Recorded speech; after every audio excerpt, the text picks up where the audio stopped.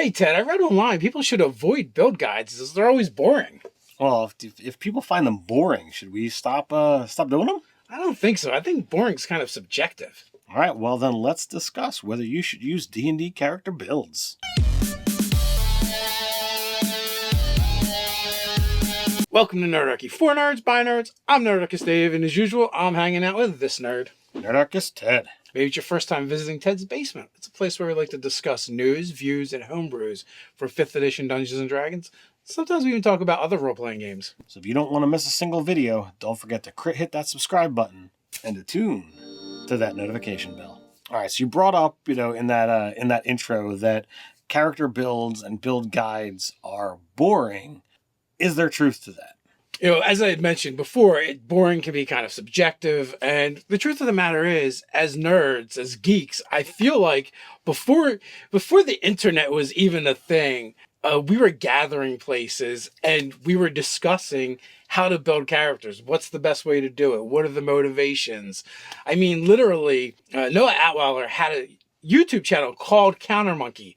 It was called Counter Monkey because that's what they call the gamers that would come to the gaming store and just hang out at the counter. They called them Counter Monkeys, and they just wanted to regale you about their characters and talk about characters and theory crafting. I feel like it's been a part of the game since the beginning, and we're nerds. We like to do things. Not only do we like to think about builds for the game, we're going to do things like, hey, how would you do Iron Man or the Incredible Hulk or Luke Skywalker in Dungeons and Dragons? So, are they boring? I don't know. It depends what exactly you personally are interested in.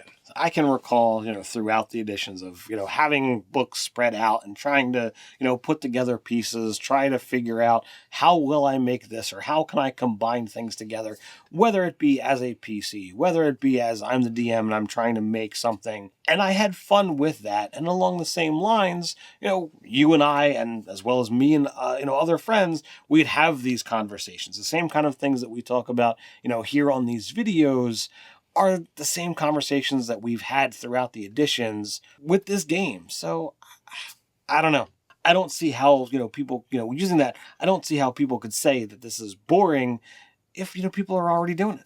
The next question that we personally get asked about builds a lot more recently, because we've been doing builds since the beginning of the channel. We've D&D'ized different monsters, different characters, things like that, or we've just here's an idea, let's make it. But more recently, we've been doing pretty much exclusively Adventures League legal character builds, and we got started with doing that because someone put in a request. They wanted us to build a College of Whispers Bard Paladin multi-class.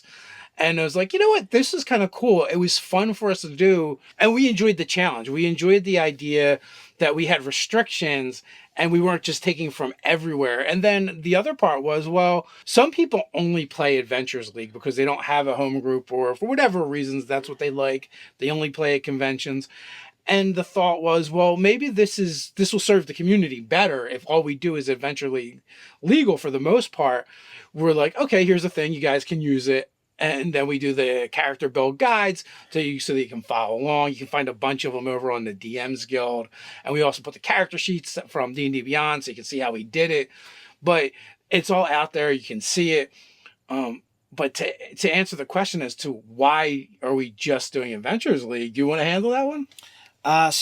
Again, it brings up that point of that challenge. I look at it and say, okay, those restrictions are important. And as nerds, you really want to look at it and say, well, do you like overcoming an obstacle? Do you like overcoming a challenge? And we play this game. We roll dice and we attempt to overcome, the villains, the bad guys. And realistically, that level is there. Now, yeah, there are times where we make mention, oh, well, if we weren't doing this for Adventures League, I might add this or I might make this kind of change. I don't remember the specifics, but I know there was one I'm like, I would have loved this as a Kenku because it would be quite comical to add in this other layer, but because we're stuck doing this as Adventure League, I can't do that because I'm using another book, so I can't use that one.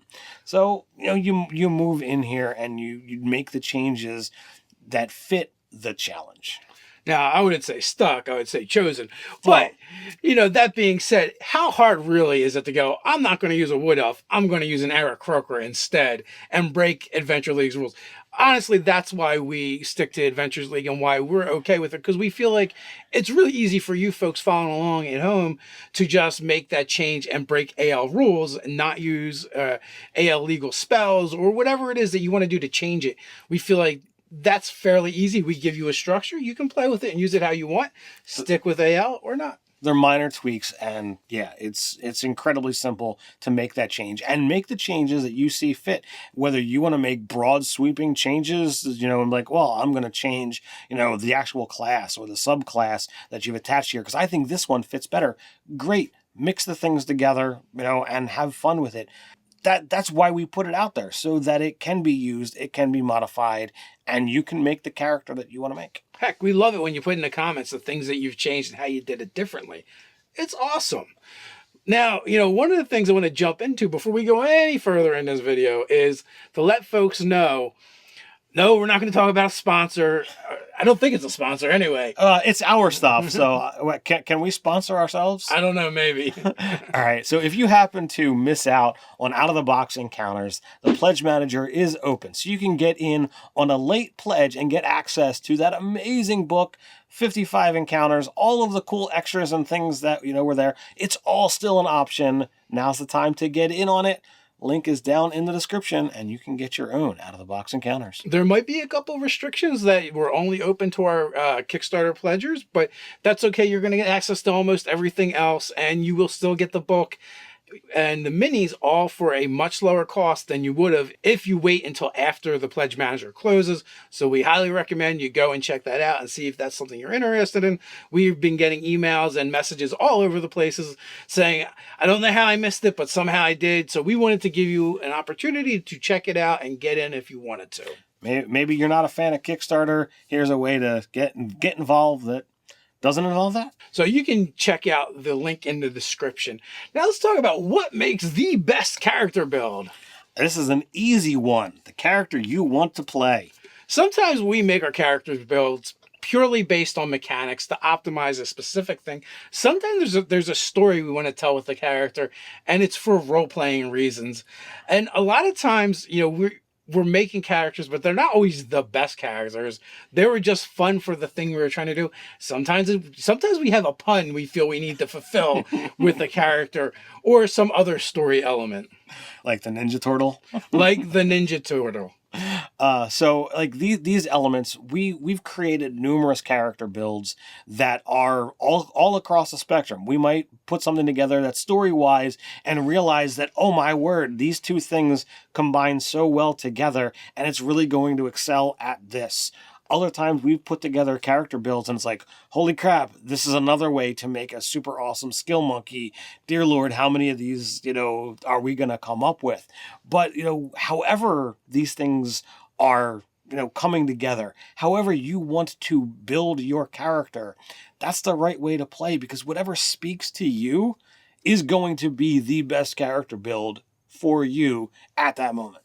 And for us, a lot of times the fun is in trying to build a story around those mechanics that we built, or that optimization we did. So now it's like, okay, we did the mechanics part, but now how can we make it also a role-playing challenge and make everything fit together and make sense? All right, so if we're telling people just play what you want, why should there be builds at all? Well, sometimes you just need inspiration, right? Or, I also saw another good point brought up online is when you first start this game and you start playing, you're not used to building characters. So you just want to see how other people do it. Maybe you want to build a character that fits in with the rest of the group and it's going to be effective. It's a good place to learn. If you've never built a character before, or maybe you have an idea, but you're not sure how to do it, someone else online may have done it already. So you can go investigate that. Another reason that I've seen is maybe, you don't feel 100% comfortable with building characters, but you don't want to use a pre-gen either. So this is somewhere in between having a character that you've kind of customized and having a character that's already been made and is just handed to you.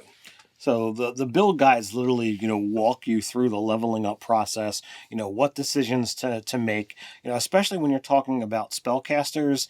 Your ASIs or your feats, you have choices that you have to make. And if you are new to the hobby and you are intimidated with, oh my word, we're gonna start at 10th level and we're gonna have all of these things.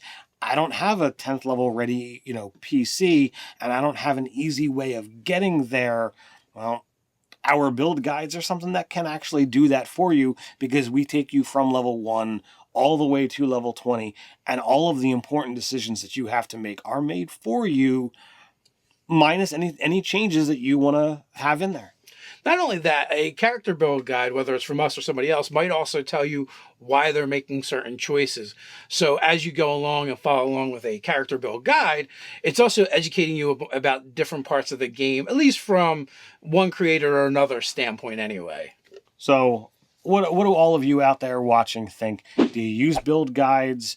Do you like them? What kind of stuff have you made? Go ahead and share that down in the comments below. Before we head on out, I want to take a moment to invite you to join Nerdarchy, the adventuring party. What can they expect over there, Ted? Over on Patreon, we're creating products for 5th edition Dungeons & Dragons that players and DMs alike can drop right into their game. But that's not all. We do monthly giveaways, and our patrons are automatically entered. We do weekly hangouts with our patrons and more. So quest on down to the description, join the Nerdarchy adventuring party on Patreon, and until next time, Stay nerdy.